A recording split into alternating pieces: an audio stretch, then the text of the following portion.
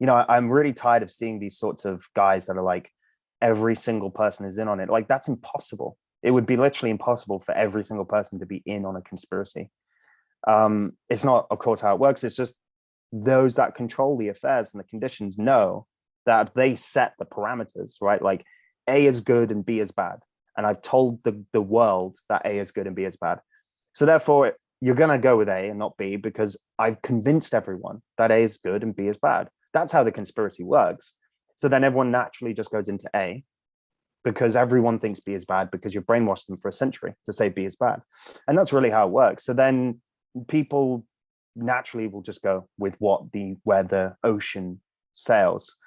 So when it comes to Putin, I don't believe that Putin and Ukraine was staged, but I know for a fact that everything around it was set, ready. It's like, okay, this is going to pop off, fantastic.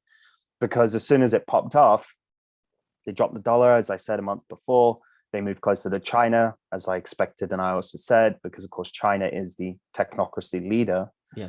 So pushing Russia towards China was necessary. But it's also like these power blocks. I struggled for some time to understand why people like Rockefellers and Rothschilds fund, say, the Soviets or the Nazis and the British and Americans at the same time. It was a confusing one to me for some time. But then I realized, I know it's about control, but you can control, it just seems like a messy way to control, right? Like it seems like a really, really overly elaborate way to control. Like, why wouldn't you just make everything one unit, like a one world governance system? Like, to create all these different tyrants and dictators seems very messy.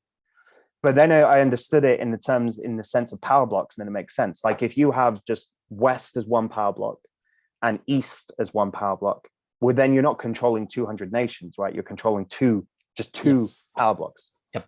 The Anglo West, what we'll have is the EU as a central point. So we'll have the West, Britain, America, Canada, Australia, and their allies. Then you'll have the EU in the middle, and then you'll have the East, and it'll be like three power blocks: West, German Franco, and Russo China. Mm-hmm. And then you're really just controlling three power blocks to control the world. And then it makes sense why they're edging Putin towards China to secure that third power block.